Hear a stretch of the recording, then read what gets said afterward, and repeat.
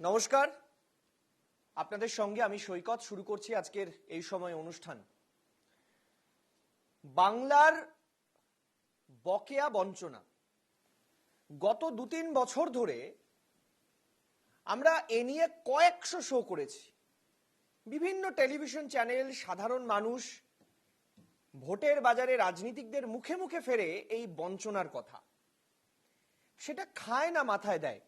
মানে কত টাকা অ্যাকচুয়ালি রাজ্য সরকার কেন্দ্রের কাছে পায়? কেন্দ্র সরকার কি সত্যি রাজ্যকে কোনো টাকা দিচ্ছে না? এরকম একাধিক প্রশ্ন মনের মধ্যে ঘুরছে। প্রশ্ন মাথায় ঘুরছে যে কেন্দ্রীয় সরকার কেন রাজ্য সরকারকে টাকা দিচ্ছে না? রাজ্য সরকার, কেন্দ্রীয় সরকার কি চাইলেই রাজ্য সরকারকে টাকা দিতে পারে না? এরকম কোনো নিয়ম রয়েছে? আচ্ছা, রাজ্য সরকার যে বলছে এত টাকা পাই, তাহলে রাজ্য সরকার দিচ্ছে নাই বা কেন? এরকম অনেক প্রশ্ন নিয়ে আজকে আমাদের প্রথম হাফের অনুষ্ঠান শুরু করছি।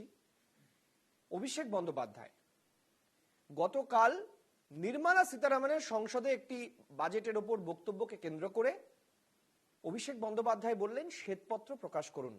রাজ্য সরকারকে 2021 সালে ভোটের পর থেকে আপনারা কত টাকা দিয়েছেন, শ্বেতপত্র প্রকাশ করুন। পরিষ্কারভাবে পাল্টা বলা হচ্ছে যে শ্বেতপত্র প্রকাশ করব, দুর্নীতির শ্বেতপত্র, অর্থাৎ কত টাকা আপনাদেরকে দেওয়া হয়েছে আর কত টাকা আপনারা খেয়ে ফেলেছেন তার শ্বেতপত্র প্রকাশ করব। কিন্তু বাংলার সাধারণ মানুষ, তাদেরকে নিয়েই মূল রাজনীতির বিষয়। তৃণমূল বলছে কাজ করিয়ে টাকা দিচ্ছে না, আর বিজেপি বলছে কাজ কিছুই হয়নি, পেট ভরেছে আসলে তৃণমূলের। বাংলার সাধারণ মানুষের সামনে এই গাজর ঝুলিয়ে বারবার এই রাজনীতি, বকেয়া বঞ্চনার রাজনীতি উঠে আসছে। চলুন আজকে আমরা ডেটা ফ্যাক্ট চেকের মাধ্যমে আলোচনা এগিয়ে নিয়ে যাব, কিন্তু প্রথমেই আপনাদেরকে তুলে ধরব প্রতিবেদন। কেন্দ্রীয় বাজেটে বাংলাকে বঞ্চনা করা হয়েছে বলে কদিন ধরেই সংসদে সরব হচ্ছেন তৃণমূল সাংসদরা। মঙ্গলবার এ নিয়ে সংসদে বলতে গিয়ে অর্থমন্ত্রী বলেন, স্বাধীনতার সময় দেশের মোট শিল্প উৎপাদনের বাংলার ভাগ ছিল 24%। 2021 সালের মধ্যে তা কমে গিয়ে মাত্র 3.5% নেমে এসেছে। দেশের মূলধন গঠনেও বাংলার অংশীদারিত্ব নিয়ে প্রশ্ন তোলেন নির্মলা। তারা কিভাবে আমাদের কাছে শ্বেতপত্র চায়? 24% was Bengal's contribution to total industrial production of this country at the time of independence. Today, you want to know what that number is? 3.5.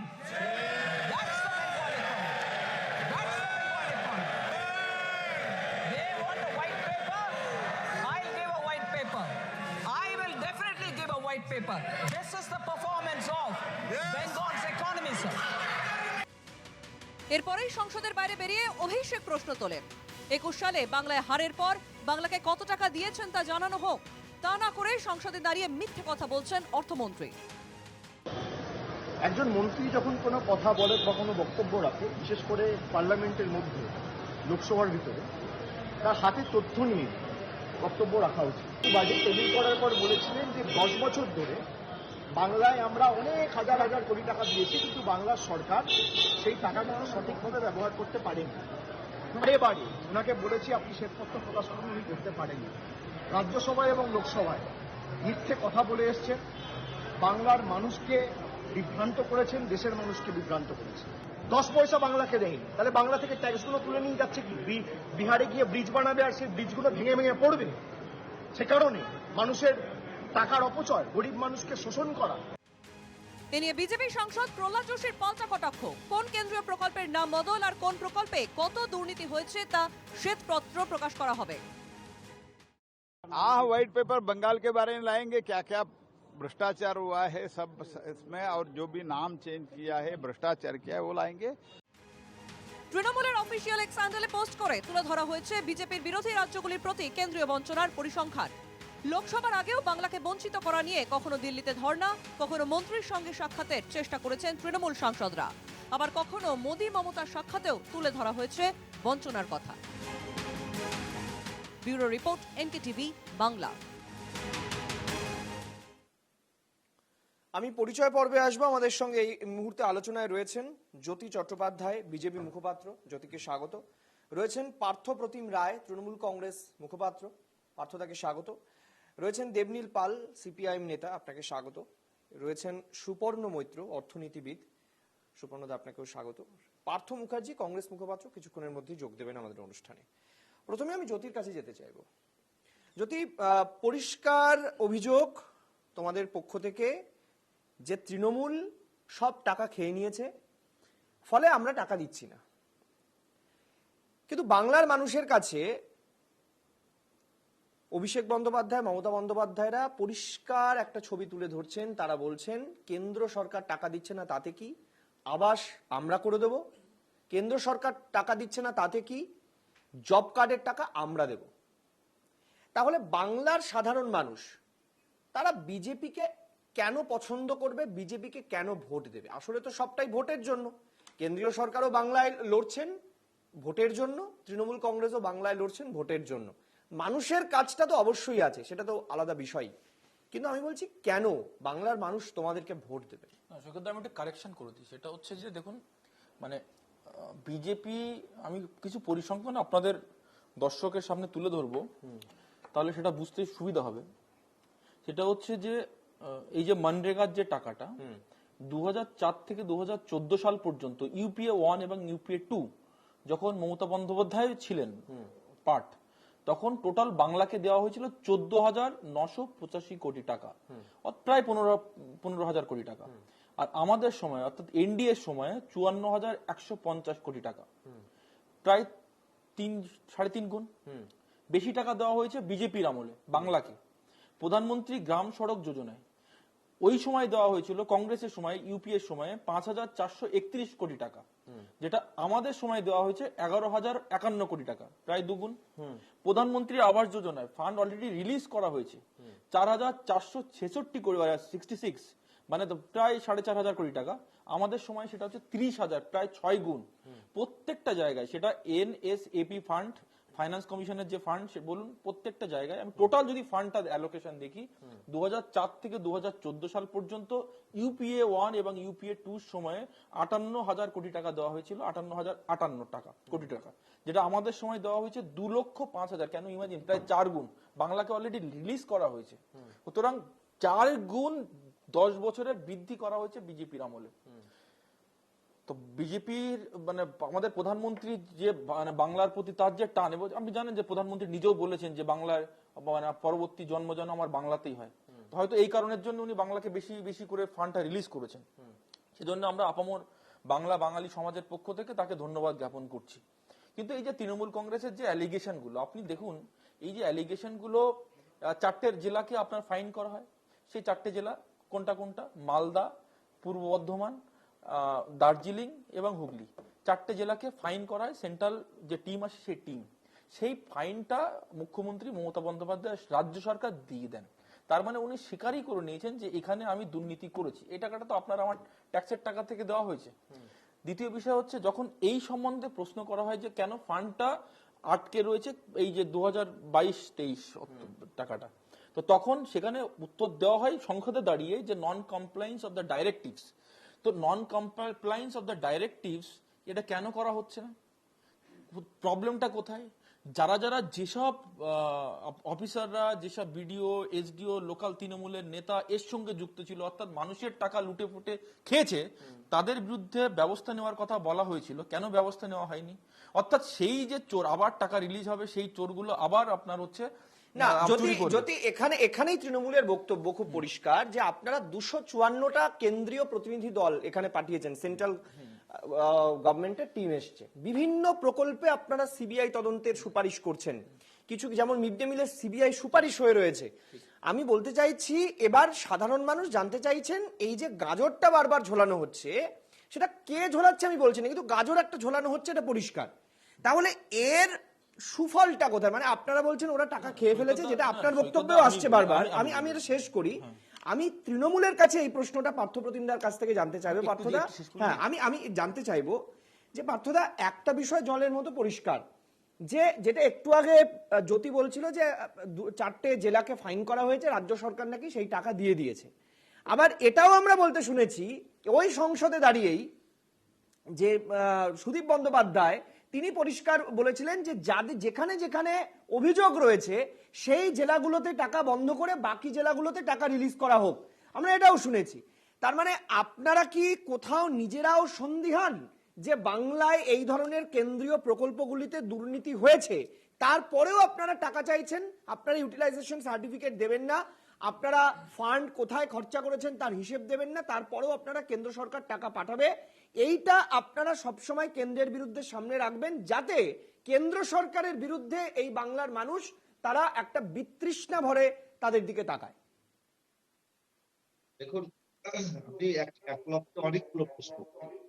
আমি প্রশ্নগুলো ক্যাটেগরিক্যালি উত্তর দিচ্ছি। আমি প্রথমে জ্যোতির কথাতে আসি। জ্যোতি বলল যে ইউপিএ সরকারের আমলে 100 দিনের বরাদ্দ কম ছিল, বিজেপি আমলে বরাদ্দ বেশি ছিল। আমরা এই তথ্য বিজেপির নেতৃত্বরা প্রত্যেক জায়গায় দিচ্ছে। আমরা শুধু বিজেপির নেতৃত্বদের কাছে, এমনকি সংসদে দাঁড়িয়ে আমাদের নেতা অভিষেক বন্দ্যোপাধ্যায় তিনি ক্যাটেগরিক্যালি একটা প্রশ্ন করেছেন যে 2021 সালের পর বাংলায় ক টাকা বরাদ্দ করা হচ্ছে। কোনো এক অজ্ঞাত কারণে এই প্রশ্নটা সকলে মিলে এড়িয়ে যাচ্ছে। অর্থাৎ এখান থেকে পরিষ্কার 2021 সালের পর থেকে বাংলায় আবাস যোজনা এবং 100 দিনের কোনো টাকা বরাদ্দ করা হয়নি।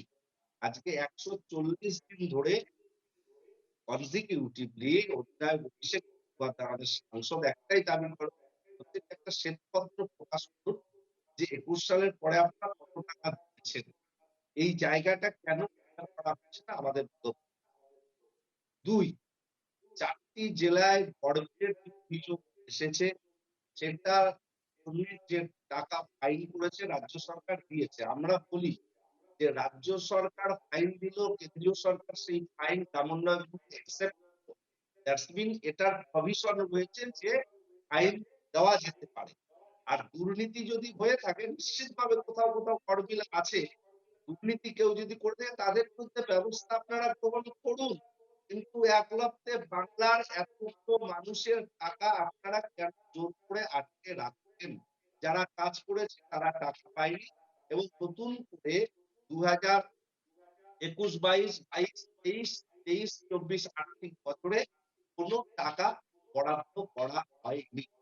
আমরা বলি যে ইউটিলাইজেশন সার্টিফিকেটের যে গল্প বলা হচ্ছে, প্রত্যেকটা ইউটিলাইজেশন সার্টিফিকেট দেয়া হয়েছে এই সংশ্লিষ্ট বিভাগের যে ডিরেক্টর তিনি স্বীকার করেছেন সংসদে এবং এই গ্রামোন্নয়ন মন্ত্রকের সেক্রেটারিয়েট সর্বত্র যত চিঠি চাপাটি যত হয়েছে বাংলা সরকারের পক্ষ থেকে চাওয়া হয়েছে, বাংলা সরকারের কাছে চাওয়া হয়েছে থেকে সবটাকেই কিন্তু দেওয়া হয়েছে। তা সত্ত্বেও তারা জোর করে আটকাচ্ছে, কারণ তারা রাজনৈতিকভাবে বাংলায় ফিরে ওঠেনি বলেই। কারণ আমরা এই কথাটা বলতে চাই এ কারণেই, আপনারা শুভেন্দু অধিকারী, সুকান্ত মজুমদারের নির্বাচনের আগ মুহূর্তে বক্তব্যগুলো একটু আপনারা মনে করুন। বললো যে আমরা ইচ্ছে করলেই একজনে টাকা এনে দিতে, কেউ বলছে আমরা টাকা ফোন করে আটকে দিয়েছি। এই যে আটকে দিতে পারি বা করে আনাতে পারি, তারা জোর করে টাকা আটকে রেখেছে, এটা আর বলার অপেক্ষা রাখে না। তাই আপনি যখন কথা বলছেন তখন আজকে সংসদে তৃণমূল কংগ্রেসের বক্তব্যের প্রেক্ষিতে সংসদে বিবৃতি দিয়ে লিখিতভাবে সংসদে কেন্দ্রীয় গ্রামোন্নয়ন মন্ত্রকের প্রতিমন্ত্রী কমলেশ পাসওয়ান তিনি লিখিতভাবে আজকে সংসদে জানিয়েছেন যে হ্যাঁ, পশ্চিমবঙ্গের টাকা, একমাত্র পশ্চিমবঙ্গেরই টাকা আটকানো হয়েছে 2022 সালের 9 মার্চের পর থেকে। আই রিপিট, কেন্দ্রীয় গ্রামোন্নয়ন মন্ত্রকের প্রতিমন্ত্রী কমলেশ পাসওয়ান জানিয়েছেন হ্যাঁ, বাংলার টাকা আটকানো হয়েছে। ফলে জ্যোতি এখানে কি বলল সেটা আলাদা বিষয়, সেটা পার্টিগত সিদ্ধান্ত বা বিষয়, কিন্তু কেন্দ্রীয় প্রতিমন্ত্রী বলছেন হ্যাঁ, বাংলার টাকা আটকেছে এবং শুধু বাংলারই টাকা আটকেছে, কেরলের টাকা আটকায়নি। এইবার প্রশ্নটা এখানেই আসছে যে পশ্চিমবঙ্গ এমন একটা রাজ্য, সেখানকার মানুষের জনবিন্যাস, সেখানকার বনভূমি, সেখানকার মানুষের দেওয়া কর, এই সব কিছুর উপর ভিত্তি করে আমরা বিভিন্ন রাজ্যের ওপর ভিত্তি করে অর্থ কমিশন হয়। এই অর্থ কমিশনের সুপারিশ অনুযায়ী বিভিন্ন রাজ্যকে তার পাওনা গন্ডা দিয়ে দেওয়া হয়। কংগ্রেস আমলে যখন মোদী গভর্নমেন্ট আসেনি, সেই 13তম অর্থ কমিশন তাদের সুপারিশ অনুযায়ী কংগ্রেস আমলে সেটা ছিল 32%, অর্থাৎ 100 টাকা যদি কেন্দ্রের রাজস্ব আদায় হয় বিভিন্ন রাজ্য থেকে, তার 32 টাকা পাবে সমস্ত রাজ্যের মধ্যে ভাগ করে। তার একটা অংশ পশ্চিমবঙ্গ এতদিন পেত। কিন্তু নরেন্দ্র মোদী সরকার আসার পরে চতুর্দশ মানে 14তম অর্থ কমিশনের সুপারিশ অনুযায়ী সেই অংশটা 10% বাড়িয়ে 42% করা হয়। স্বাভাবিকভাবেই অনেক রাজ্যের কিন্তু তার বনভূমি, তার জনঘনত্ব ইত্যাদি ইত্যাদি হিসেব করে অনেক রাজ্যের কিন্তু সেই পরিমাণ, টাকার যে পরিমাণ সেটা কিন্তু কমে যায়, কিন্তু বাংলার ক্ষেত্রে সেটা অপরিবর্তিত থাকে। এমনকি পঞ্চদশ অর্থ কমিশনেও রাজ্যের বরাদ্দ একই থাকে। আমি এই তথ্যগুলো যেগুলো মুখে আপনাদেরকে বলছি, চলুন প্রতিবেদন আকারে আপনাদেরকে দেখাই যে রাজ্যের খরচ। রাজ্য সরকার বলছে যে কেন্দ্র সরকার আমাদেরকে টাকা পাঠাচ্ছে না, ফলে আমাদের উপর বাড়তি চাপ এসে যাচ্ছে। মানুষ জিজ্ঞাসা করছে কাজ করে টাকা দিতে পারছি না কেন, রাজ্যের ভাড়ার শূন্য হয়ে যাচ্ছে। কিন্তু একই অভিযোগ রাজ্যের বিরুদ্ধে উঠছে যে রাজ্যের যে খরচ, এই যে রাজ্যের বিভিন্ন রকমের খরচ, সেটা হচ্ছে যেমন আমরা দেখতে পাচ্ছি অনুদান, একদিকে হচ্ছে সামাজিক প্রকল্প, একদিকে বেতন, একদিকে পেনশন, যেগুলোকে রাজ্যকে প্রতি মাসে খরচা করতে হচ্ছে, তার জায়গাটা বাম আমলের থেকে অনেক বেশি তৃণমূল কংগ্রেসের আমলে। সেই তুলনায় রাজ্যের ইনকাম কি বেড়েছে? চলুন আপনাদেরকে একটু তুল্যমূল্য আলোচনা দিয়ে, তথ্য ডেটা দিয়ে আপনাদেরকে দেখানোর চেষ্টা করি, তারপর আমি বাকি অতিথিদের কাছে আসবো। চলুন আগে দেখাই।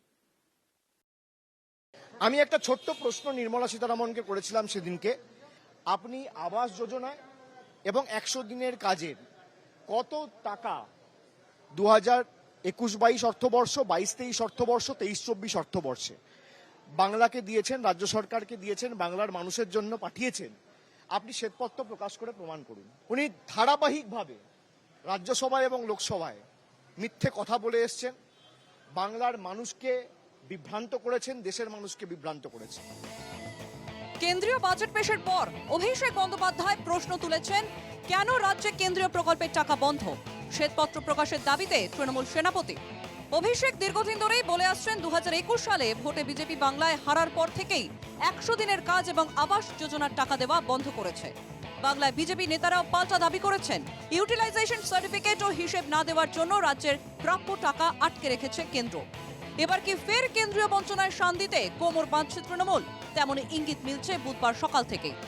এবার তৃণমূলের প্রশ্নে সংসদে লিখিতভাবে কেন্দ্রীয় গ্রামোন্নয়ন মন্ত্রকের মন্ত্রী কমলেশ পাসওয়ান জানিয়েছেন, কেরল নয়, শুধু পশ্চিমবঙ্গের টাকাই আটকে রাখা হয়েছে। বাংলাকে টাকা দেওয়া বন্ধ হয় 2022 সালের 9 মার্চ থেকে। 2021-22, 2022-23, 2023 ও 24 অর্থবর্ষে শুধু পশ্চিমবঙ্গের টাকা পাওনা। কেন্দ্রীয় গ্রামোন্নয়ন মন্ত্রকের প্রতিমন্ত্রীর জবাবে এটাও জানানো হয়েছে, 2021-2022 অর্থবর্ষে বাংলাকে কেন্দ্র ওই প্রকল্প বাবদ 4137 কোটি টাকা এবং পরের অর্থবর্ষে 1416 কোটি টাকা দেয় কেন্দ্র। 100 দিনের কাজ বাবদ বাংলার প্রাপ্ত 5553 কোটি টাকা। কেন্দ্রীয় সরকার, নরেন্দ্র মোদীর সরকার রিপোর্ট দিয়ে জানালো গোটা দেশের মধ্যে 100 দিনের কাজে প্রথম স্থানে রয়েছে পশ্চিমবঙ্গ, আর বিধানসভা ভোটে হারার জন্য প্রথম টাকাটা তার বন্ধ করলো। আজকে নানা রকম ছুতো দিচ্ছে। 100 দিনের কাজে রাজ্যের 59 লক্ষ শ্রমিকের টাকা বকেয়া। এই আবহে তৃণমূলের হাতিয়ার কেন্দ্রেরই একটি রিপোর্ট, যেখানে 100 দিনের কাজের টাকা প্রাপক হিসেবে বাংলার উল্লেখই নেই। রাজ্যের হিসেবে কেন্দ্রের কাছে 1,71,688 কোটি টাকা পাওনা। নীতি আয়োগের রিপোর্ট থেকে জানা যাচ্ছে 2010-2011 সালে পশ্চিমবঙ্গের জিএসডিপি ছিল 41.09%। রাজ্যের বাজেট থেকে পাওয়া তথ্যে জানা যাচ্ছে সেখানে 2018-2019 সালে পশ্চিমবঙ্গের জিএসডিপি পৌঁছায় 34.75%। যদিও মোদী ক্ষমতায় আসার আগে 13 অর্থ কমিশনের সুপারিশ অনুযায়ী 2015 সাল পর্যন্ত কেন্দ্রের থেকে সব রাজ্যের মধ্যে ভাগ হতো 32% টাকা। 2015 থেকে 2020 পর্যন্ত মোদী জামানায় 14 অর্থ কমিশনে সেটা বাড়িয়ে করে 42% টাকা। কেন্দ্রীয় কর রাজস্বে রাজ্যের অংশ হিসেবে পশ্চিমবঙ্গের ভাগ 7.32% টাকা। 2021 থেকে 2026 পর্যন্ত পঞ্চদশ অর্থ কমিশনে বাংলার অংশ বেড়ে 7.52%। সেই হিসেবে মোদী সরকার আসার আগে বাংলায় কংগ্রেসের 10 বছরে 1,40,000 কোটি টাকা পেয়েছিল। গত 10 বছরে মোদী জমানায় বাংলা 5,36,000 কোটি টাকা পায়। তৃণমূল আমলে বিভিন্ন সামাজিক প্রকল্প, বেতন, পেনশন এবং ঋণ মেটাতে রাজ্যের খরচ বেড়েছে। বাম সরকার বিদায়ের সময় রাজ্যকে ঋণ মেটাতে হতো 1,86,000 কোটি টাকায়। এখন সেই পরিমাণ বেড়ে 7 লক্ষ কোটি টাকা। সুদ ও আসল মিলিয়ে ঋণ পরিশোধ করতেই বছরে 76,000 কোটি টাকা রাজ্যের কোষাগার থেকে চলে যায়। এই পরিস্থিতিতে কেন্দ্র টাকা আটকে রাখায় রাজ্যের পরিস্থিতি আরো জটিল হয়ে পড়েছে। মনরেগার খাতে রাজ্যের মোট বকেয়া 6,911 কোটি টাকা। শ্রমিকদের মজুরি বাবদ বকেয়ার 3,732 কোটি টাকা। মনরেগা সরঞ্জাম বাবদ বকেয়ার 3,179 কোটি টাকা। রাজস্ব ঘাটতি তহবিলে 7,000 কোটি টাকা। আবাস যোজনায় 449 কোটি টাকা পাওনা। জিএসটি ক্ষতিপূরণ বাবদ 6,375.2 কোটি টাকা। আমপানে প্রায় 32,310, বুলবুলে 6,334 ও ইয়াসে 4,222 কোটি টাকা বকেয়া। ফের বকেয়া চেয়ে বারবার কেন্দ্রকে বললেও কাজ না হওয়ায় শ্বেতপত্র প্রকাশের দাবি জানিয়েছেন Abhishek Bandyopadhyay. Bureau report, NKTV Bangla. যারা বসে আমাদের এই প্রতিবেদনটা দেখলেন তারা ভাবছেন, মানে ক্যালকুলেটর নিয়েও যদি বসে থাকেন কেউ, ভাববেন এ তো কোটি কোটি টাকার ব্যাপার। বাজারে গিয়ে আলু পটল কিনতে হচ্ছে আপনাকে 50 টাকা 60 টাকা কিলো দরে।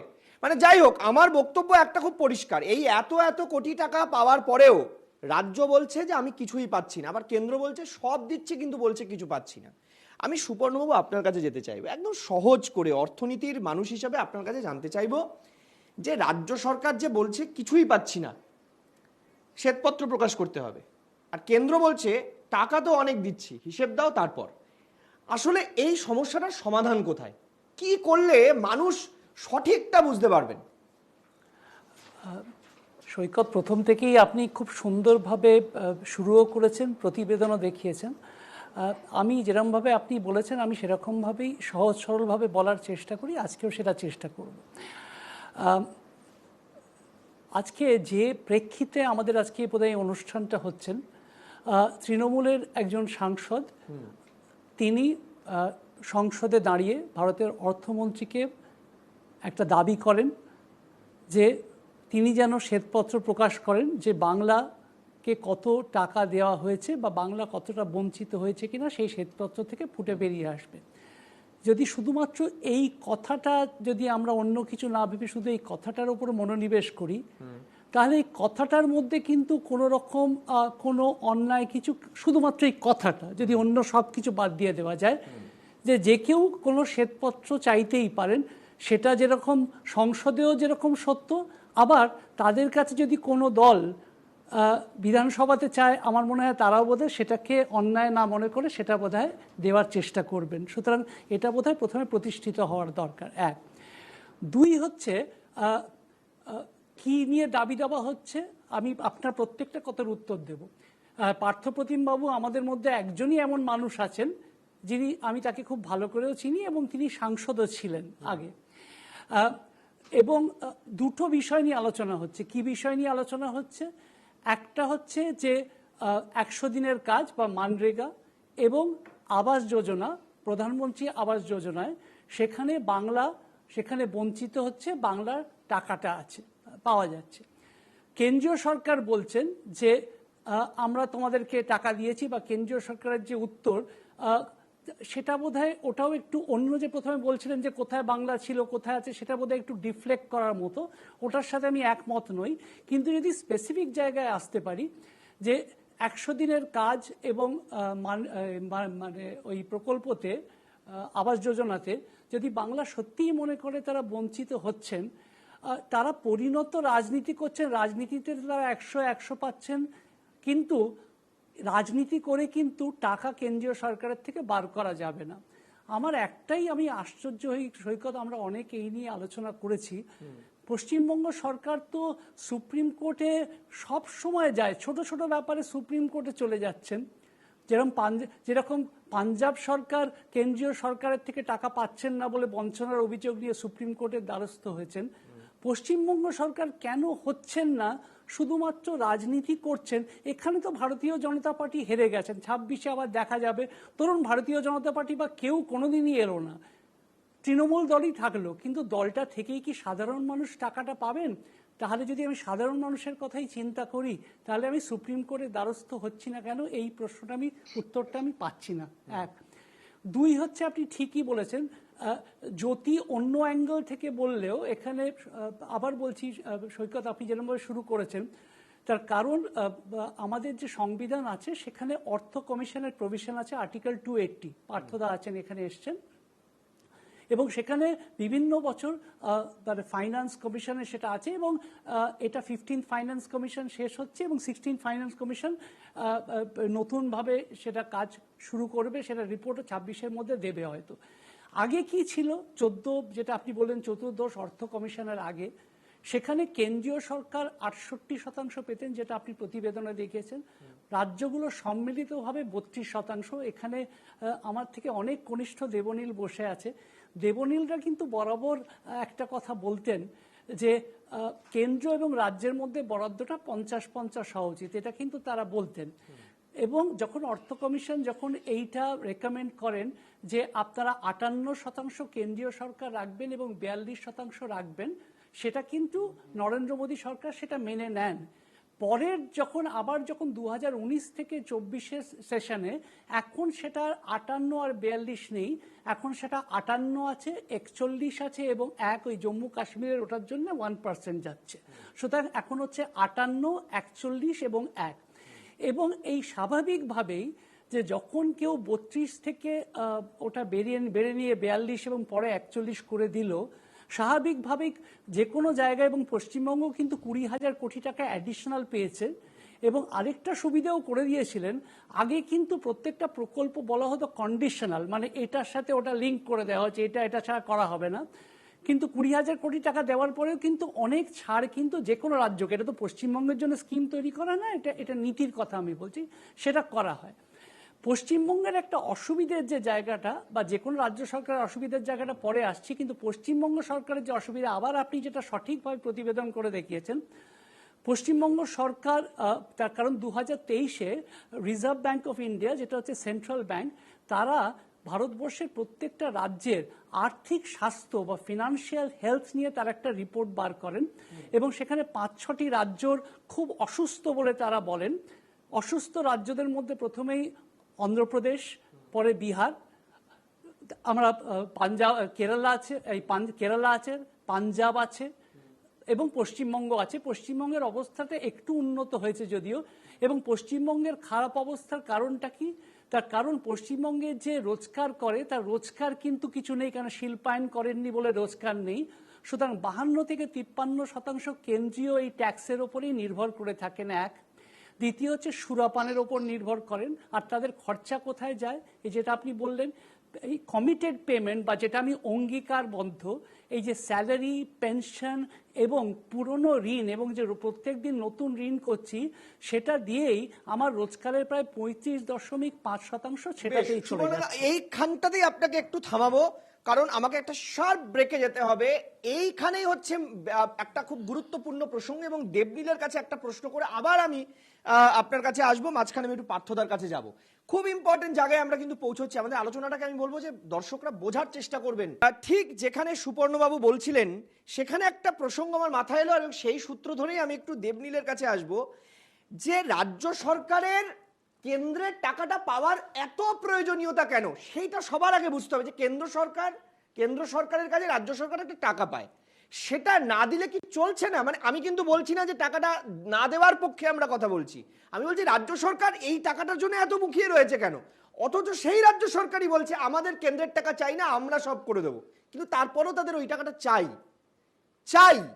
কারণ রাজ্যটাকে যদি সচলভাবে রাখতে হয়, রাজ্যটাকে যদি স্মুথ চালাতে হয়, এর কারণে এই যে রাজ্যের যে বিভিন্ন এক্সপেন্ডিচার, যেগুলো পরিকাঠামো উন্নয়ন, এগুলো বাদ দিয়ে রাজ্য সরকারের যেটা প্রত্যেক মাসে করতে হয়, ধরুন পেনশন, ধরুন সামাজিক খাতের প্রকল্প বা প্রকল্পের খরচ, বেতন, এবং সর্বোপরি এই বিভিন্ন জায়গায় অনুদান, এইগুলো রাজ্য সরকারকে দিতে আর হবে, ঋণ চোকাতে গিয়ে। ঋণ চোকাতে হবে। এবার প্রশ্ন হচ্ছে এই ঋণের কথা যখনই আসছে যে রাজ্য সরকার যখন বামেরা চলে যায় তখন রাজ্য সরকার যে পরিমাণ টাকা রাজ্য সরকারকে দিতে হতো এখন তার কয়েকশো বেশি গুণ নাকি রাজ্য সরকারকে দিতে হচ্ছে। অনেকে হিসাব করে বলছেন সেটা 7 লক্ষ কোটি টাকার কাছাকাছি ঋণ চোকাতে হচ্ছে। এবার প্রশ্ন হচ্ছে যে এই ঋণ রাজ্য সরকার যে পরিমাণ ঋণ বাজার থেকে নিয়েছে আর নতুন ঋণ নেওয়ার অবস্থায় নেই রাজ্য সরকার, তাই কেন্দ্র সরকারের এই টাকাটা যদি না পাওয়া যায় তাহলে কিন্তু একটা ভয়ঙ্কর আর্থিক সমস্যার মধ্যে পড়তে হবে, যেটা ওই ডিএ দেওয়ার ক্ষেত্রে রাজ্য সরকার সুপ্রিম কোর্টে উল্লেখ করেছিল তাদের হলফনামায় যে যদি এই মুহূর্তে কেন্দ্রীয় সরকারের হারে ডিএ দিতে হয় তাহলে আমাদের আর্থিক বিপর্যয় হতে পারে। এটা আমার কথা নয়, এটা সুপ্রিম কোর্টকে তার হলফনামায় রাজ্য সরকার জানিয়েছিল। এই কারণটা হচ্ছে যে অসীম দাশগুপ্ত যখন ছিলেন তিনি একটা অর্থমন্ত্রী হিসেবে একটা বিল করেছিলেন এফআরবিএম, যে কারণে রাজ্য সরকার বাজার থেকে যত খুশি চাইলেও ঋণ নিতে পারছে না। না, তিনি করেননি এটা অটল বিহারী মানে বাজপেয়ীর তার সময় সময়কালে, হয়েছে। হ্যাঁ, অটল বিহারী বাজপেয়ী বিশেষ করে এটা এবং ওই এবং সময় রাজ্যের FRB ঋণ বাম আমলে রাজ্যের ঋণ দিতে দিতে টাকা শেষ হয়েছে, মানুষকে প্রত্যেকদিন বলা হচ্ছে, কিন্তু তার থেকে অনেক বেশি পরিমাণ ঋণ রাজ্য সরকার নিয়ে বসে আছে, আর নেওয়ার মতো অবস্থায় নেই রাজ্য সরকার। দেখুন, কেন্দ্রীয় সরকার কোনো কিছু সমস্যা হলে জওহরলাল নেহরুর দিকে তাকায়, তাদের দোষ সমস্ত কিছু, এবং রাজ্য সরকার বাম জামানার দিকে তাকায়। এটা আমরা অভ্যস্ত, নতুন কিছু নয়। প্রথমতই যে ফিসক্যাল ডেফিসিটের কথা হচ্ছে, বাজেটে হচ্ছে ফিসক্যাল কনসলিডেশনের দিকে গেছে। এই বাজেটের ফিসক্যাল ডেফিসিট কমানোর পেছনে যতগুলো কারণ থাকে তার মধ্যে অন্যতম একটা কারণ হচ্ছে এই ঋণ চোকাতে। যদি বাড়তি ঋণ নিতে হয় বাজার থেকে, ঋণ চোকাতে একটা ব্যাপক অ্যামাউন্ট অফ টাকা চলে যাবে। তাহলে অন্যান্য ক্ষেত্রে এই ঋণের চোকাতেই যে টাকা গেল সেটা খরচ করা যাবে না। তার জায়গায় যদি ঋণ কম নেওয়া যায় বাজার থেকে, তাহলে সরকারের তরফে অন্যান্য ক্ষেত্রে খরচ করার ক্ষেত্রে খানিক সুবিধা হলেও হতে পারে। তার পাশাপাশি থাকে কোথায় সরকার খরচ করছে। আমরা এবারের বাজেট নিয়েও বলেছি বারবার যে এই বাজেটেও একেবারে যে প্রাথমিক জায়গাগুলো স্বাস্থ্য, শিক্ষা, কর্মসংস্থানের দিকে যথেষ্ট নজর দেওয়া হয়নি বলে আমরা মনে করেছি। কিন্তু সে নিয়ে বিচার বিবেচনা হবে, বিভিন্ন রাজনৈতিক মতামত থাকতে পারে। আমার ওই সংসদে বসে যারা রয়েছেন সাংসদরা, নির্মলা সীতারামন, অভিষেক ব্যানার্জি একে অপরের দিকে কামান দাগবেন, এটা স্বাভাবিক। আমার রাজনাথ সিং এর দিকে তাকিয়ে খুব খারাপ লাগছিল। আমি তার বিড়ম্বনাটা ভাবছিলাম যে আজকে বাংলার অবশিল্পায়ন নিয়ে কথা হয়েছে, বাস্তব অবশিল্পায়ন হয়েছে।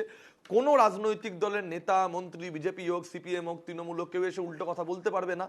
এই যখন সিঙ্গুরে মমতা ব্যানার্জি ধর্ণা দিচ্ছিলেন, তখন রাজনাথ সিংরা বিজেপির পক্ষ থেকে এসে মমতা ব্যানার্জিদের সিঙ্গুরে কারখানা তুলে দেওয়ার যে প্রকল্প সেখানে সমর্থন জানিয়েছিলেন। আজকের নির্মলা সীতারামন প্রশ্ন করেছেন যে কেন পশ্চিমবাংলায় শিল্প নেই। একদম ঠিক প্রশ্ন করছেন, কিন্তু ওনার এটাও ভাবা উচিত যে তার দল, তিনি যেই দলের হয়ে আজকে মন্ত্রী হয়েছেন, বাজেট পেশ করছেন সরকারের হয়ে, সেই দল কেন সেই সময় বাম সরকারের শিল্পায়নের চেষ্টা, সেই চেষ্টাকে রোখবার ক্ষেত্রে মমতা ব্যানার্জির পাশে দাঁড়িয়েছিল, প্রথমত। দ্বিতীয়ত, স্পষ্টভাবে বলছি যে তৃণমূলের সরকার, বিজেপির সরকার, কারোরই এই মুহূর্তে শ্বেতপত্র দেওয়ার ইচ্ছে নেই। ইচ্ছে থাকলে এত টাল বাহানার কে, শ্বেতপত্র দিয়ে দিন।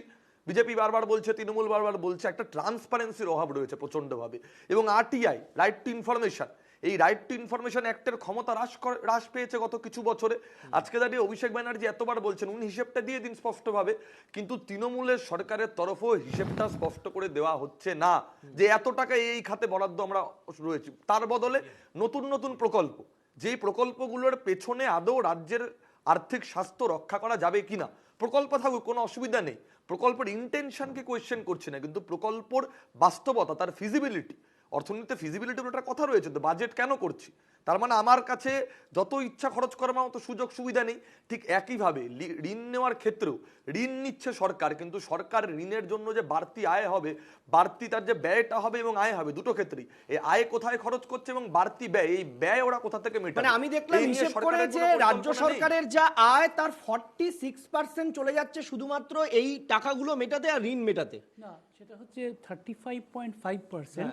এবং আরেকটা জিনিস তথ্য যেটা ভাই দেবজির বড়ার সাথে পড়েছি, প্রথম কথা হচ্ছে পশ্চিমবঙ্গ আরেকটা জায়গায়, তার কারণ হচ্ছে আমার রোজগারের অনুপাতে আমার যে ইন্টারেস্ট পেমেন্ট, বা যেটাকে মানে যদি আমি জাস্ট এটা একটা কোনো টেকনিক্যাল কথা বলতে চাইছি না, কিন্তু তাও এটা IP/RR রেশিও ইন্টারেস্ট পেমেন্ট, সেটা কিন্তু প্রায় 20.5, মানে একদম ভীষণই ওপরের জায়গায় সেটা দাঁড়িয়েছে। সেটা আরেকটা কথা হচ্ছে, বলা হচ্ছে যে ওই অন্যান্য প্রকল্পের জন্য করা হচ্ছে, কিন্তু সেটার জন্যই যে হচ্ছে তা নয়। প্রথম কথা হচ্ছে শিল্পায়নের দিকে কোনোদিনই নজর ছিল না, সুতরাং আমার রোজগারের দিকেই কোনো নজর নেই।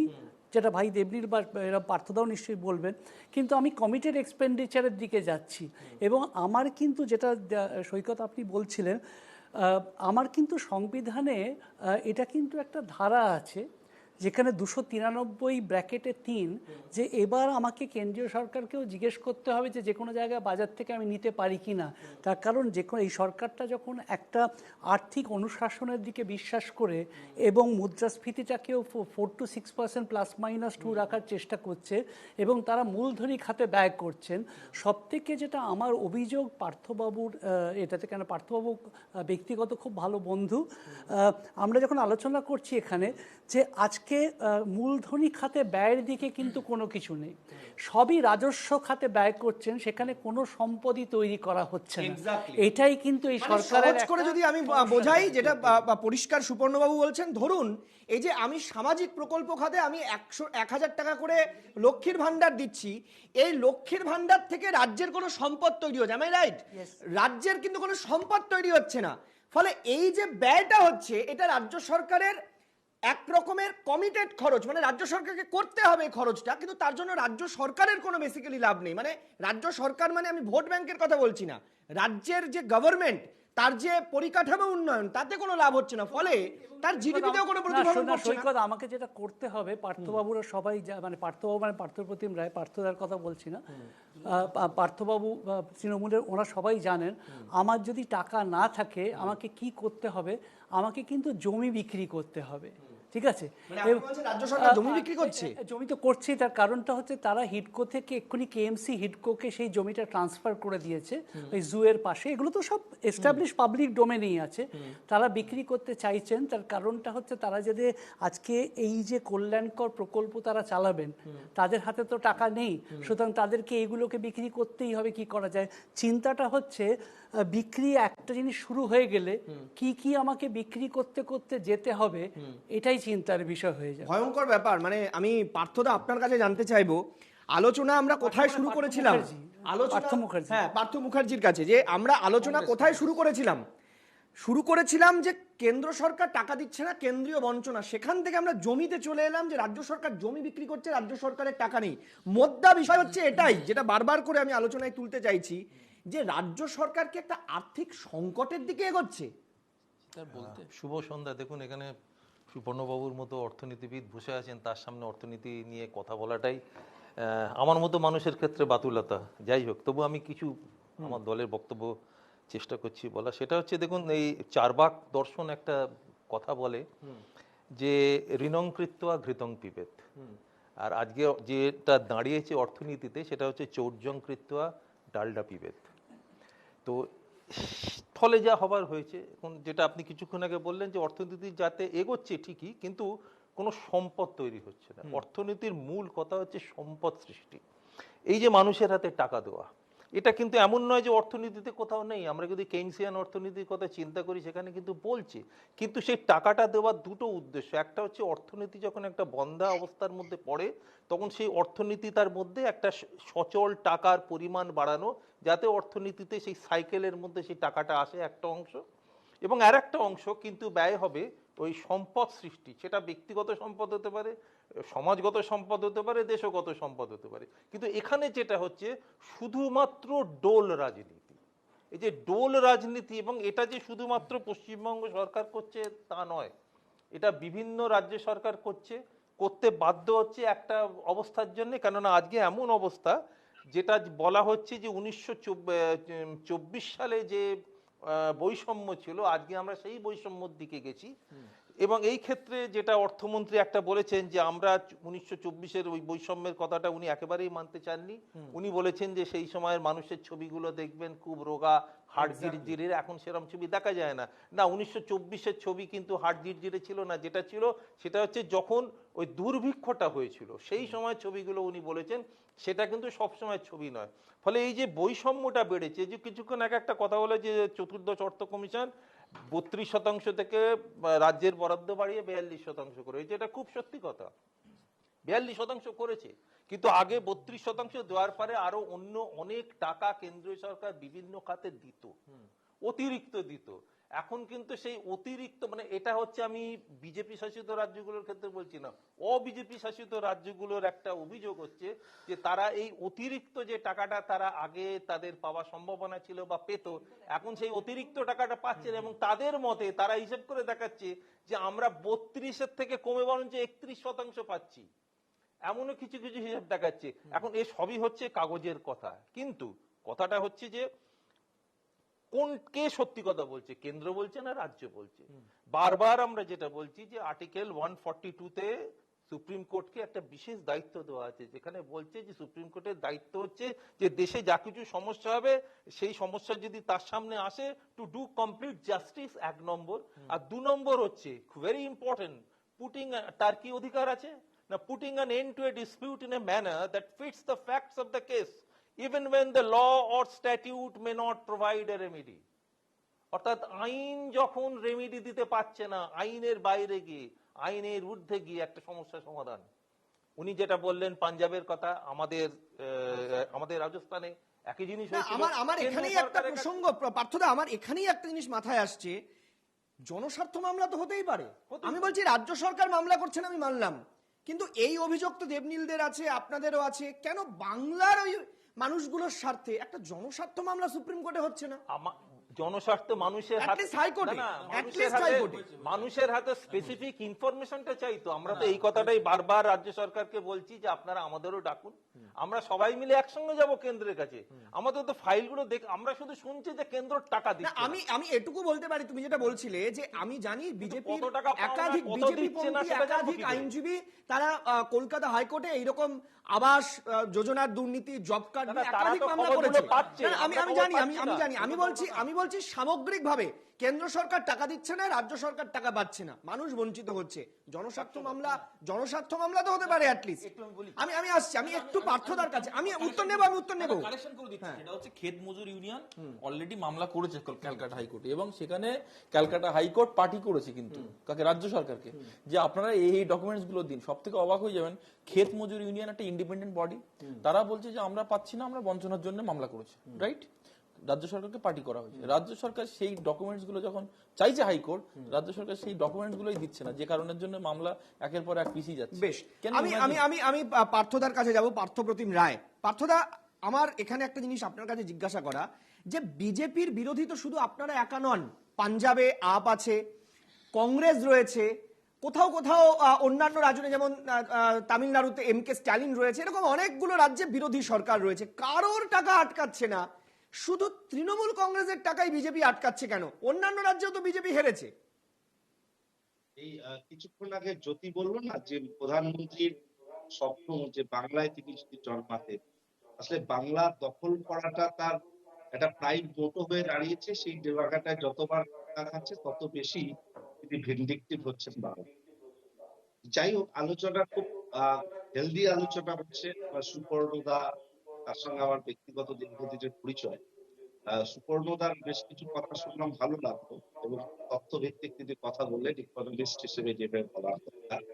একটা বিষয় হিসেবে ভালো লাগলো যে 5-6টি রাজ্যকে ইকোনমিক দিক থেকে এমন জায়গায় পৌঁছেছে যে কোনো সময় তারা অসুস্থ হয়ে যেতে পারে, ইকোনমিক বাংলার সাথে সেই তালিকায় আছে, শেষের দিকে আছে।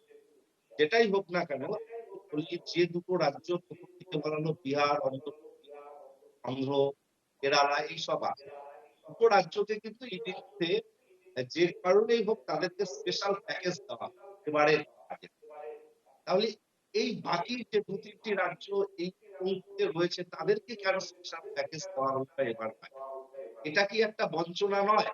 তাহলে কি এক চোখে এই বিজেপি সরকার বা বর্তমান যে সরকার আছে তারা একটা নীতি নিয়েছে যে তাদের শরীর যারা, তাদের এখানে ক্ষমতা বা ক্ষমতায় রয়েছে, তারা অর্থনৈতিকভাবে আর্থিক হলে তাদেরকে হেলদি পরিণত করবার দায়িত্ব কেন্দ্রীয় সরকারের।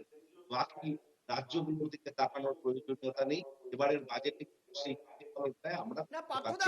আপনি যে দাবিটা করছেন, কথার প্রেক্ষিতে হয়তো আপনি দাবিটা করছেন যে রাজ্য সরকার আর্থিকভাবে এত দুর্বল, সেই রাজ্য সরকার কখনো কোনো পুজোর জন্য সেটা বাঙালির শ্রেষ্ঠ উৎসব হলেও সেখানে কি প্রত্যেকটা ক্লাবকে 85,000 টাকা দেওয়ার মতো ক্ষমতায় থাকে? সেখানে কি সেই রাজ্য সরকার ঘুরিয়ে অন্য একটা ওয়াকফ বোর্ডের মাধ্যমে একটা সম্প্রদায়ের মানুষকে তাদেরকে ভাতা দেওয়ার জায়গায় থাকে, পুরোহিত ভাতা দেওয়ার জায়গায় থাকে? রাজ্য সরকারের প্রায়োরিটি ঠিক করতে হবে তো, যে আমার এই মুহূর্তে রাজ্য সরকারের প্রায়োরিটি কি? যদি আমি ঢুকতেই থাকি, আমার হাতে টাকা না থাকে, আমি যদি মানুষকে টাকা দিতে না পারি। তুমি সৈকতদা, তুমি আলোচনার প্রেক্ষিতটা ঘুরিয়ে দিচ্ছ। রাজ্য সরকার শুধু পুজোতে ক্লাবগুলোকে টাকা দেয় না, অনেক প্রকল্প দেয়। এটা একটা যে ধরনের একটা রাজ্য সরকারের কর্মসূচি, এবং আমাদের ভারতবর্ষে আমি ওটাই বলছি, আমি বলতে চাইছি এটাতে এই যে অ্যাসেটটা, এই যে রাজ্য সরকারের যে টাকাটা খরচা হচ্ছে, এই রাজ্য সরকারের টাকাটা রাজ্যের করের থেকে খরচা হচ্ছে। পার্থদা, আমি বলছি এই যে টাকাটা খরচা হচ্ছে, যে টাকাগুলোর কথা বলছি, এই টাকাটাতে তো কোনো রাজ্যের সম্পদ তৈরি হচ্ছে না, মানব সম্পদ তৈরি হচ্ছে না, এই সামাজিক সম্পদ তৈরি হচ্ছে না, অর্থনৈতিক সম্পদ তৈরি হচ্ছে না, পরিকাঠামো সম্পদ তৈরি হচ্ছে না। তাহলে এই যে রাজ্য সরকারের যে এক্সপেন্ডিচার, যে খরচ হচ্ছে, যেটাকে একটা আর্থিক পরিভাষায় একটু আগে যে নামটা বললেন, কমিটেড ইনভেস্টমেন্ট, সেইটার দিকে রাজ্য সরকার এগোচ্ছে কেন? রাজ্য সরকারকে দেশ চালাতে গিয়ে বিভিন্ন ধরনের কর্মসূচি গ্রহণ করা যায়। সেটাকে তুমি অপচয় বলা, সেটা অন্যরকম একটা মানে করা, এটা কিন্তু ঠিক নয়। এই অর্থনীতিতে এটারও একটা নিশ্চিতভাবে রয়েছে, যেটা ইকোনমিক্যালি একটা রোল হয় টাকা, এগুলো কিন্তু অনেকটা বিভিন্ন ভাবে কাজে লাগে। সেখানে অপচয় করা বা আমি একটু পার্থদার কাছে আসবো, পার্থ মুখার্জির কাছে। পার্থদা, অনুষ্ঠান শেষের দিকে এগোচ্ছে, আমাদের এবার একটা কথা কনক্লুশনে আসতে হবে। মোদ্দা কথা হচ্ছে, রাজ্য সরকার যে পরিমাণ বাম আমলে ইনকাম করতো, তার থেকে ইনকাম এখন অনেক বেড়েছে, রাজ্যের জনসংখ্যাও বেড়েছে, কিন্তু রাজ্যের আয় না হওয়ার মূল কারণ হচ্ছে রাজ্যে বড় কোনো শিল্প নেই। ফলে রাজ্যের জিডিপিতেও যেমন তার আঘাত হচ্ছে, রাজ্যের অর্থনৈতিক যে সোর্স, প্রতিদিনের যে খরচের যে উপার্জন, সেই জায়গাটা আঘাত হচ্ছে। ফলে রাজ্য সরকারের ইনকামটাও অনেক কমে যাচ্ছে। এই পরিস্থিতিতে দাঁড়িয়ে রাজ্য সরকারের জায়গা ঠিক করতে হবে যে আমি কোথায় খরচা করব, কোথায় খরচা করব না। যদি কেন্দ্র সরকার আমার সঙ্গে অসহযোগিতাতেও যায়, আমাকে রাজ্যের সরকারকে সচল রাখতে গেলে আমাকে আমার এক্সপেন্ডিচার সম্পর্কে ওয়াকিবহাল হতে হবে। সেই জায়গাটাই কি এখন বেশি নজর দেওয়া উচিত? অবশ্যই। দেখুন, এদিকে অভিযোগ উঠছে যে কেন্দ্রীয় সরকার টাকা দিচ্ছে না, সেটা হয়তো ঠিক। আবার গত বছর আমরা 21শে জুলাই, এবছর না, গত বছরের 21শে জুলাই আমরা দেখেছিলাম যে অভিষেক বন্দ্যোপাধ্যায় বলছেন যে কেন্দ্রের টাকা আমাদের দরকার নেই, আমরাই টাকা দেবো। অর্থাৎ রাজনীতিতে কিছু থাকে যেটা স্টেটমেন্ট, আবার কিছু থাকে স্লোগান। স্লোগান হচ্ছে ওই যারা এসছে সেদিন মিটিংয়ে তাদের একটা বেশ গরম একটা কিছু দেওয়া, তারা আবার যাতে বেশ উৎসাহ নিয়ে বাড়ি ফিরে যায়, তো সেই স্লোগানটা দিলাম। কিন্তু সেই স্লোগানটা বাকি সবকিছুর ক্ষেত্রে হতে পারে, অর্থনীতি নিয়ে সেই স্লোগান দিয়ে লাভ নেই। এবং অভিষেক বন্দ্যোপাধ্যায় কি এই স্টেটমেন্টটা করতে পারেন রাজ্য সরকারের তরফে? মানে এটাও প্রশ্ন উঠছে।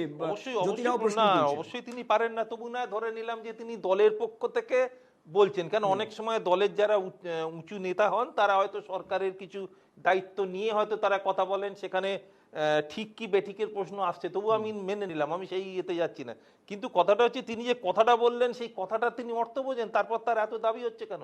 আজকে পশ্চিমবঙ্গ সরকার যখন শুরু করেছিল যাত্রা, তখন 1,92,92,000 কোটি টাকা ছিল তার লোন, আজকে প্রায় 6.5 লক্ষ কোটি টাকা লোন। বেশ, সম্পদ বাড়েনি, অথচ লোনটা বেড়েছে।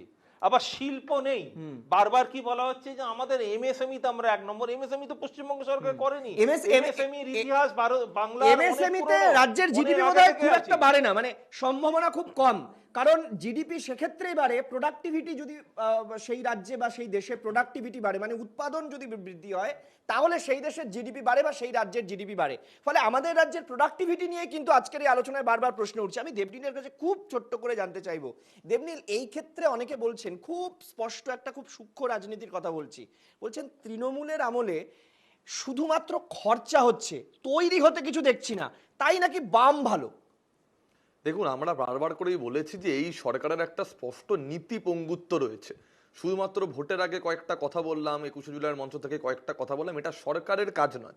অবশ্যই বঞ্চনা হলে অবশ্যই প্রশ্ন করবেন, কিন্তু তার বিকল্প একটা অর্থনৈতিক প্রস্তাব আমরা বামেরাও তো বারবার করে বলছি, যেভাবে কেন্দ্রীয় সরকারের বাজেট হচ্ছে সেই অর্থনৈতিক প্ল্যানিংটা সঠিক নয়, বা সেখানে আমরা বলছি কিন্তু একটা বিকল্প অর্থনৈতিক এবারের প্রস্তাব বাজেটে লাগবে তো। কিন্তু পরিকাঠামো খাতে খরচ বেড়েছে, যেটা এর আগে মোদি জমানায় একটা বাজেটেও আমরা সেটা দেখতে পাই। সেটা হচ্ছে এইবারই স্বাস্থ্য, প্রথম শিক্ষা, দেখলাম পরিকাঠামো খাতে খরচ সবচেয়ে বেশি। ইন্টারিম বাজেটটা কি দাঁড়ায়? না না ইন্টারিম বাজেট অনেকে বলছেন যে এটাই নাকি সংস্কারমুখী বাজেট হয়েছে, এতদিন উদার মানে উদার নীতি ছিল, সেটা আদানি আম্বানি বা কর্পোরেটদের উদার নীতি ছিল। আমরা যখন রাজ্যে ক্ষমতায় ছিলাম ভারতবর্ষের উৎপাদনের 24% কিন্তু তখন পশ্চিমবাংলা করত। আমি একটু সুপর্ণদা আপনার আমাদের কাছে যাবো। সময় বলি হ্যাঁ আমি আসছি সুপর্ণদা আপনার কাছে যাব এবং কনক্লুশনের দিকে এগোবো। খুব পরিষ্কার, রাজ্য সরকারের টাকা নেই, বাংলার মানুষ বিশেষ করে যাদেরকে কাজ করিয়েছেন অভিষেক বন্দ্যোপাধ্যায় কাতর আর্তি করছেন, তাদের টাকাটা দিয়ে দিন, কাজ করিয়ে টাকা দিচ্ছেন, এটা তো অভদ্রতা। আমি বলছি কেন্দ্র সরকার, আপনি যেটা শুরুতেই বললেন যে কেন্দ্রীয় সরকারের কাছে এইভাবে আকুতি মিনতি করে তারা টাকা দেবেন না, এটা বোঝা গেছে, এটা জলের মতো পরিষ্কার। এবার রাস্তা খোলা হচ্ছে রাজ্য সরকারের কাছে, হয় তারা সুপ্রিম কোর্টে যেতে হবে অথবা নিজেরাই সেই টাকা মেটাবে। কিন্তু রাজ্য সরকার কি সত্যি সেই টাকা মেটানোর মতো অবস্থা আছে? কারণ তারা ডিসেম্বর থেকে শুনেছি বাড়ি করে দেবেন, লোকের টাকা মিটিয়ে দেবেন, সব করে দেবেন, কিন্তু আপনি বলছেন রাজ্য সরকার জমি বিক্রি করছে, টাকা নেই রাজ্য সরকার। এবার এবার হ্যাঁ মানে রাজ্য সরকারের ডেটা বলছে, হ্যাঁ মানে এবার আপনি কি বলছেন? আমি তার আগে পার্থদা একটা কথা, মানে পার্থ মুখোপাধ্যায় দাদা একটা কথা বলছিলেন, উনি যখন 31-32% নিয়ে আলোচনা করছিলেন, তার আগেই উনি প্রথমে জিজ্ঞেস করছেন, যখন প্রতিবেদন চলছিল পণ্য পরিষেবা কর বা জিএসটি নিয়ে জিজ্ঞেস করছিলেন। আমরা জানি সৈকত, এখানে যারা আছেন এবং যারা দেখছেন, 1 জুলাই 2017 সাল থেকে আমরা ভ্যালু অ্যাডেড ট্যাক্স বা ভিএটি থেকে আমরা জিএসটিতে চলে যাই। এবং তখন যে মন্ত্রী ছিলেন অরুণ জেটলি সাহেব, তিনি প্রত্যেকটা মুখ্যমন্ত্রীকে আশ্বস্ত করেন, প্রত্যেকটা মুখ্যমন্ত্রীকে, এখানে দলের ব্যাপার নয়, যে আপনারা যদি কোনো রকম রোজগার যদি আপনাদের ঘাটতি হয় এটাতে আসতে চিন্তা করবেন না, 5 বছর অবধি আমি কম্পেনসেট করে দেবো। এবং যেটা আমাদের প্রতিবেদনে মিস করে গেছে হয়েছে, দেখানো হয়নি, সেটা হচ্ছে আরেকটা অ্যাডিশনাল জিনিসও বলা আছে, যেটা পশ্চিমবঙ্গ সরকার পান, 13-14টা রাজ্যের মধ্যে পশ্চিমবঙ্গ সরকার সব থেকে বেশি পান, এবং আমাদের প্রাক্তন সাংসদ পার্থবাবু সেটা সম্বন্ধে যথেষ্ট ভালোভাবে অবগত আছেন। সেটা হচ্ছে এই জিএসটিটা দেওয়ার পরেও ওই ঘাটতিটা মেটানোর জন্যে, সেটা post devolution revenue deficit grant বলে, সেটাতে পশ্চিমবঙ্গ সব থেকে বেশি টাকা পায় কিন্তু। আচ্ছা, সেটা হচ্ছে 1 নম্বর কথা। 2 নম্বর কথা হচ্ছে পশ্চিমবঙ্গ সরকার সুপ্রিম কোর্টে যাওয়া, গেলে রাজনৈতিকভাবে তারা ভারতীয় জনতা পার্টিকে পরাস্ত করেছে। আমি ধরছি যে কালকে এখানে হয়তো বিজেপির অফিসটা উঠে যাবে, ধরে নিলাম, কিন্তু বিজেপির অফিসটা উঠে গেলেই কিন্তু বাংলার সাধারণ মানুষের টাকাটা কিন্তু আসবে না, সেটা কিন্তু এই রাজ্য সরকারকেই সেটা করতে হবে। 2, 3 হচ্ছে যে তারা রাজনৈতিকভাবে লড়াই জিতছেন সাময়িকভাবে, তারা কেন সুপ্রিম কোর্টে গিয়ে লড়ছেন না? আইনি রাস্তা ছাড়া কোনো লড়াই নেই, এবং তাদের যে নীতি দিয়ে তারা চলছেন, তারা কিছুভাবেই কোনোভাবেই কারুর, তার মানে সুপর্ণদা আমরা এটা দিনের শেষে বুঝতে পারলাম এতক্ষণ আলোচনার পর, একটাই লাইন বললেই মিটে যাচ্ছে, সেটা হচ্ছে ওই যে বলছিলাম গাজর ঝোলানো, এই গাজরটা হচ্ছে রাজনীতি। সাধারণ মানুষ, আমরা এটাও শুনেছি, মানে আমরা শুনি যে সবার পেটে যদি কাজ, মানে সবার হাতে কাজ থাকে আর পেটে ভাত থাকে, তাহলে ঝান্ডা ধরার লোক থাকবে না। আমার মনে এর থেকে সত্যি বোধহয় রাজনীতিতে আর কিছু হয় না। যাই হোক, সমাজদারও কে লিয়ে ইশারায় কাফি হতা হয়। অনুষ্ঠান শেষ করছি, নমস্কার।